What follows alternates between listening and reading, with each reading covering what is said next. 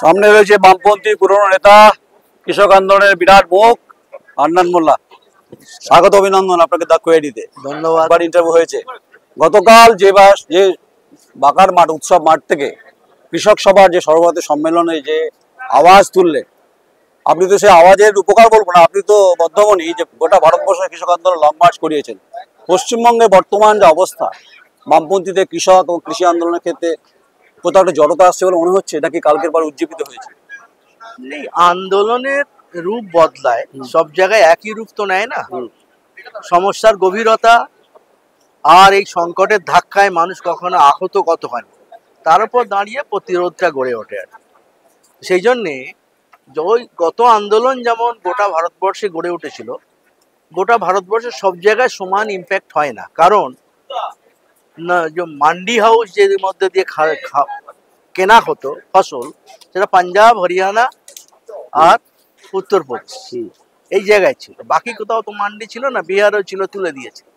যার ফলে যখন মান্ডি তুলে দেবার আইন আনলো তিনটে, তখন ইমিডিয়েট ধাক্কাটা গেল পাঞ্জাবের। ওরা বুঝলো ওদের সর্বনাশ হয়ে যাবে, ওদের ধান আর কেউ কিনবে না। সেই অবস্থায় কৃষক সর্বনাশে পড়বে।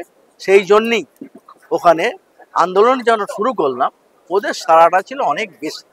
বাকি যারা অন্য জায়গার লোক, তারা জানতো এটা ক্ষতি হবে, কিন্তু ইমিডিয়েট আঘাতটা ওদের উপর আসবে পর। সেই জন্য সেই প্রতিক্রিয়াটা সমান হয়নি। 23 সালে আমরা ইন্টারভিউ করেছিলাম, আজকে 25 প্রায় শেষ হওয়ার মুখে। পশ্চিমবঙ্গে যে কৃষিভিত্তিক আন্দোলনের ক্ষেত্রে বামপন্থীর যে ভূমিকা, যে সরলরেখার কথা আপনারা বারবার বলছেন, সত্যি কি প্রতিরোধ গড়ে তোলার মতো শক্তি আপনারা অর্জন করতে পেরেছেন, নাকি শাসকের চোখ রাঙানিতে ভয় পেয়ে যাচ্ছেন? নেই, পশ্চিমবাংলার আন্দোলনের ক্ষেত্রে সর্বভারতীয় যে আন্দোলন, তাতে পশ্চিমবাংলার যে ভূমিকা ছিল সেটা মোটামুটি সলিডারিটির ভূমিকা, অল ইন্ডিয়া মুভমেন্টে সাপোর্টিং একটা মূল আন্দোলন হিসাবে এখানে এরা গড়ে তুলতে পারেন। আমরা বারবার বলেছি তোমরা যেটা করছো এটা হচ্ছে এক সংহতিমূলক অল ইন্ডিয়া আন্দোলনের সঙ্গে। এটা প্রকৃত কৃষক আন্দোলন, গণ আন্দোলনের রূপ নিতে পারছে না। এটা হচ্ছে পশ্চিমবাংলার কৃষক আন্দোলনের যে পুরনো ইতিহাস আছে, যে তেভাগা বলুন, জমি দখলের আন্দোলন বলুন, সমস্ত আন্দোলনের অতীত ইতিহাস, সেই ইতিহাসের তুলনায় আজকে পশ্চিমবাংলার কৃষক আন্দোলন কম্পারেটিভলি দুর্বল হয়েছে। আমরা সেটা বলেছি, যার জন্য আমি গত সম্মেলনে বলেছিলাম যে আমাদের আন্দোলনে এখানে যেটা হচ্ছে, সেই আন্দোলনটা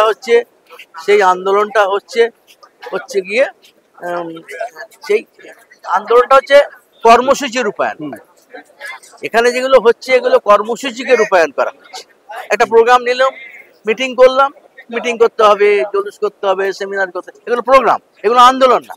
আন্দোলন হচ্ছে একটা অ্যাকশন, যে অ্যাকশন দিয়ে আমরা প্রতিরোধ গড়ে তুলতে চাই এবং শত্রুর বুকে ভয় সৃষ্টি করতে পারি এবং মিত্রের বুকে উৎসাহ সৃষ্টি করতে পারি, এমন একটা অ্যাকশন। সেটা কি পারবেন 26 বিধানসভা নির্বাচনে পশ্চিমবঙ্গে? তার আগে বিজেপি, একদিকে তৃণমূল কংগ্রেস, বামপন্থীরা কি পারবে গ্রামে গঞ্জে মাঠে ময়দানে যারা শ্রমিক আছে, কৃষক আছে, যারা আপনাদের সঙ্গে ছিল? আন্দোলন হচ্ছে, যেমন বিভিন্ন রাজ্যে জেলায় যে সন্ত্রাস ছিল, সেই সন্ত্রাস এখন অনেকখানি প্রতিরোধ করা গেছে।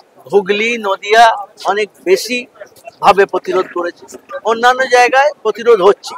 আর আমরা বলছি প্রতিরোধ করা ছাড়া আমাদের কোনো রাস্তা নেই।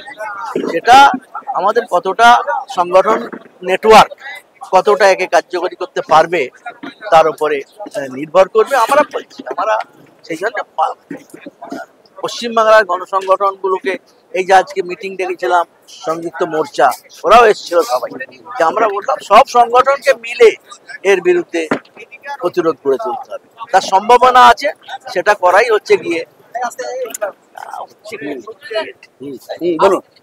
রোকো না দাঁড়িয়ে আছে। হ্যাঁ বলো, এইটাই হচ্ছে কথা। তাহলে লড়াইয়ের ময়দানে দেখা হবে নিশ্চয়ই। 26 নির্বাচন। মনে করি লড়াই করা ছাড়া কোনো বিকল্প নেই, এবং সেই লড়াই হবে এমন অ্যাকশন যে, কেন শত্রুপক্ষ অনেক শক্তিশালী, এবং এখানে মমতা ব্যানার্জি বিজেপির মধ্যে যে সংহতি, মিলে মিশে বামপন্থীদের খতম করার ষড়যন্ত্র, তার বিরুদ্ধে অনেক বড় ঐক্যবদ্ধ প্রতিরোধ গড়ে তুলতে হবে। ছোটখাটো প্রতিবাদে হবে না, আমরা বলছি, এবং সেটা কি করে করা যায় সেটা করারই প্রস্তুতি আমরা। অনেক অনেক ধন্যবাদ হান্নান মোল্লা সাহেব। কৃষক আন্দোলনের বিরাট নেতা, ভারতবর্ষ জুড়ে তার ভূমিকা রয়েছে, তিনি বহুবারের সাংসদ।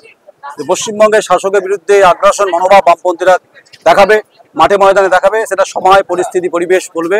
নমস্কার, আমি নয়ন রায়, আমার চিত্র সাংবাদিক ঐন্দ্রিলা ব্যানার্জি, সমিত দফাদার, বর্ধমান।